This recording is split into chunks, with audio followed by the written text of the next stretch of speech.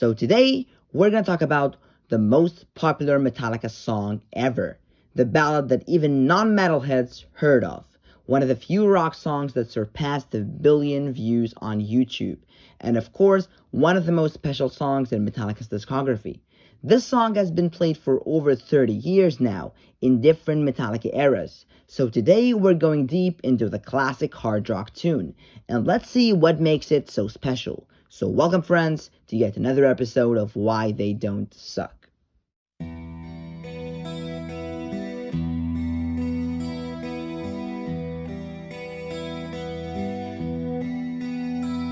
Nothing Else Matters starts out with a very beautiful yet simple melody. It's basically just a pattern on the guitar. It's more or so a guitar exercise with the open strings. Lower E, then G, then B, then higher E, then B, then G. That's just a pattern of the melody.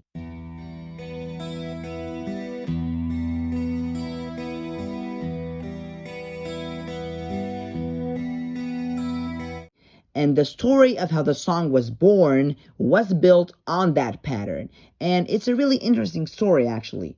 James was on the phone, playing this pattern randomly with his right hand, having his left hand occupied with the phone, and immediately, while playing that pattern, he thought, whoa, that could be something really special. And he immediately went like, whoa, I gotta go, man. And then he started adding things to the pattern, using different chords on the open string thing, which gave us the beautiful intro of Nothing Else Matters.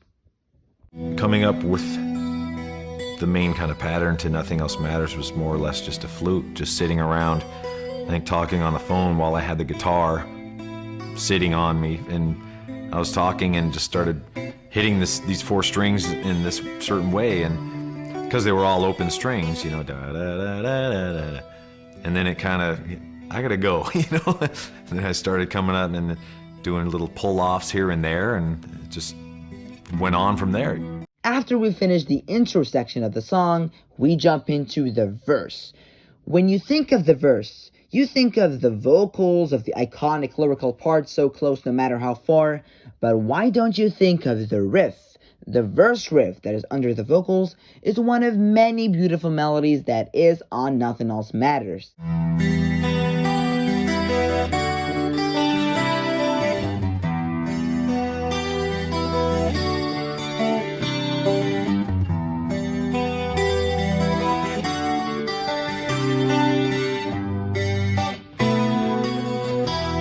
It's very melodic and soothing, but at the same time, it's very, and I mean very underrated.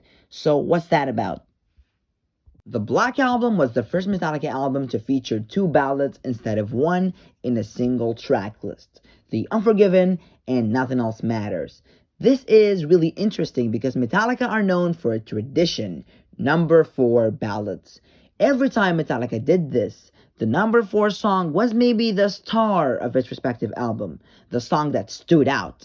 But on the Black Album, the song that won the placement for number 4 was The Unforgiven, while Nothing Else Matters remained in 6th place. But why? Well, my theory is that Metallica took the more safe approach. Nothing Else Matters was kinda untraditional and more mellow than The Unforgiven, so if Nothing Else Matters was in number 4, the old fans would have felt even more betrayed.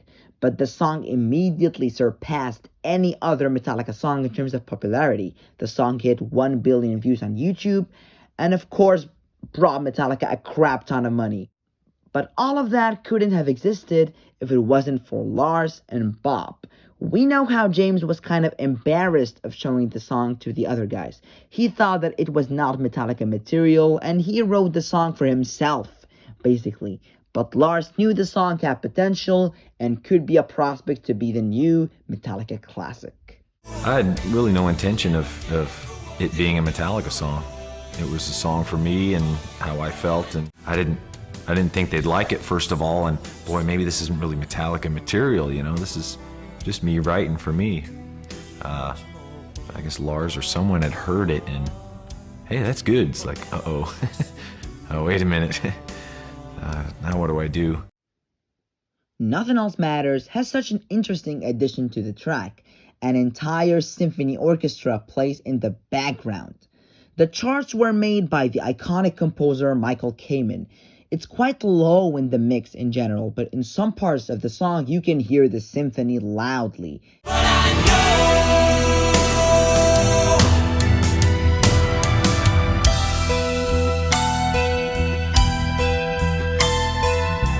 And actually, Metallica made another version that was not on the record. They call it the elevator version. But I couldn't really hear a lot of it on the record. Oh yeah, but listen to this. And they pulled something out of their bag. We called it the elevator version because it was sort of like the closest we felt we'd ever gotten to like Muzak or whatever you call it, Muzak or whatever. It was James's voice, one guitar, and the orchestra. And that was really cool because it consisted of James's voice, a single guitar, and the orchestra. And I mean the orchestra like really loudly. And it sounded so cool.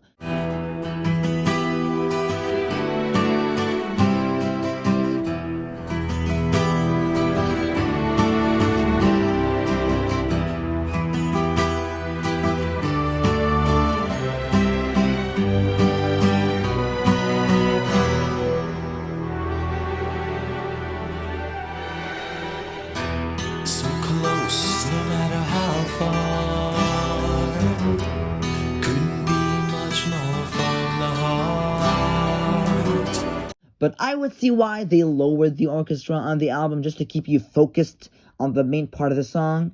And that's why Nothing Else Matters could be the hypothetical parent to S&M and S&M 2, the epic hybrid between Metallica and San Francisco Symphony Orchestra.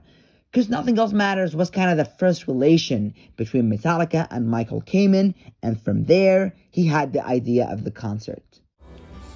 You know, you guys are great. You should do a concert with an orchestra. You'd really love it. And they said, what, you mean a whole concert? I said, yeah. And I said, oh, well, we'll think about it. And we hung out a little while longer, and we had a good time, and then said goodbye. Another really special thing about Nothing Else Matters that makes it stand out in Metallica's discography is that it's the only Metallica song that does not feature Kirk Hammett at all. All rhythm, of course, was recorded by James in the pre-load reload era, and plus the only solo the song has is also recorded by James. So that makes it the only Metallica song ever to feature no Kirk Hammett at all. The song did not make its live debut until March 2nd of 1992, because Kirk was afraid of fucking it up. Like, how did such a huge song wait that long for its live debut? Well, that's why. Now, let's talk about the lyrics. And the story of Nothing Else Matters lyrics is pretty interesting. James initially wrote the song because he was on tour on the road, going from one country to another and missing his girlfriend at home. Well, James turned out to be a bit of a douche, and he could not remember why exactly he wrote the song, so the song's topic now is very simple. It's about being on the road, far away from your loved ones and people you're missing at home. So the song states that even though me and my loved ones are so far away from each other, we'll always have a very strong bond. As in, so close no matter how far, couldn't be much more from the heart. The guy and his loved ones have a very strong trust in each other, that nothing else in the world is valuable enough to break it. As in, forever trusting who we are, and nothing else matters. The guy says that he never opened himself or shared so much with a person before, as in never opened myself this way. And that he is not just saying these words, but they are coming from the heart, as in all these words I don't just say. And again, he repeats that nothing else matters and nothing else is valuable as the bond he has with his wife, parents, siblings, or any other valuable relationship. Whenever he searches for trust, he finds it with this person, as in trust I seek and I find in you. And every day they will experience something new in their lives together, as in every day for us something new. And notice how he refers to the rest of the world as they, some sort of separate entity, and he does not care for what they do to him, know about him, as in never cared for what they do, never cared for what they know, and I know. And he also does not care for what rumors and insults they say about him. And he also does not care if they toy with him or manipulate him, as in never cared for what they say, never cared for games they play, and at the end, nothing else matters but his loved ones. The vocals of Nothing Else Matters have a lot of special stuff in it. Firstly, because it shows for one of the first times ever James singing in a very great melodic way with balanced vocals. The song literally starts that way, with this very soft, soothing James vocals.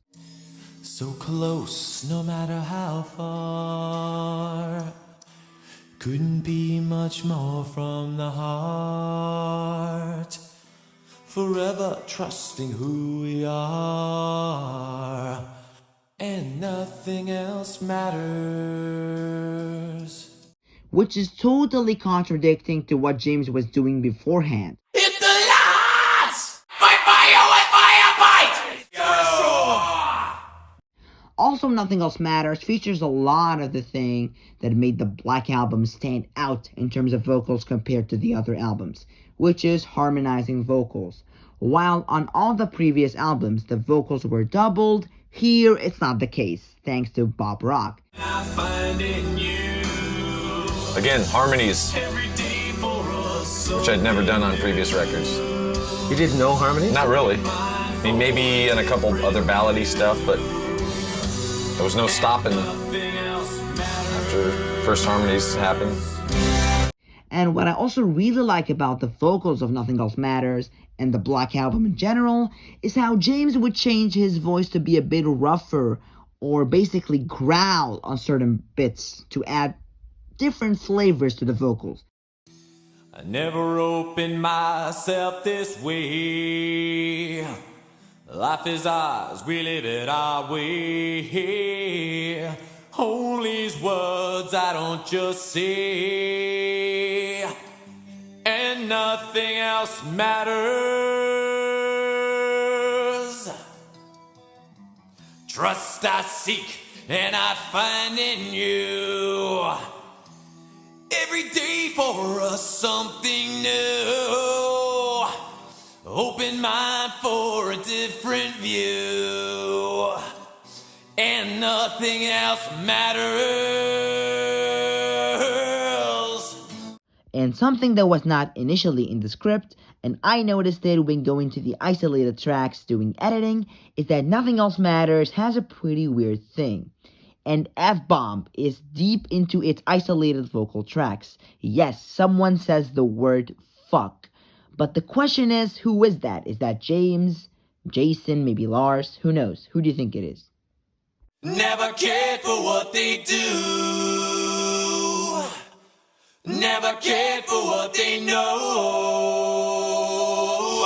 But I know.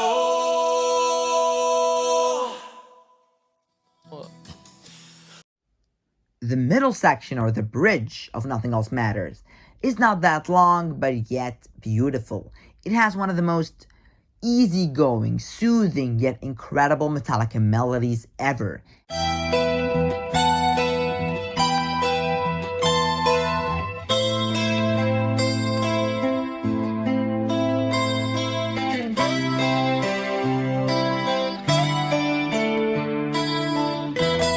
And of course, it works so well with the rest of the melodic melodies that this song has to offer.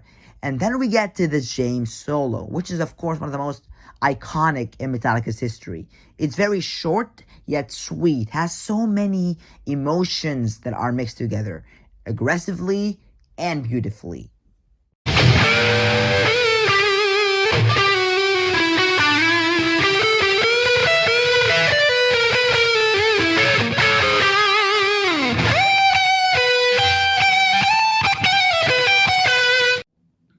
We talked a lot today on one of the best and most iconic Metallica songs ever. The song that moved every Metallica fan. From the most headbangy to the most unmetalhead type of people like our parents and teenage girls who say, I love Metallica, they probably mean this song. And when Elton John said that this song is one of the best songs written in history, This is one of the best songs ever written to me. well, you listen to him.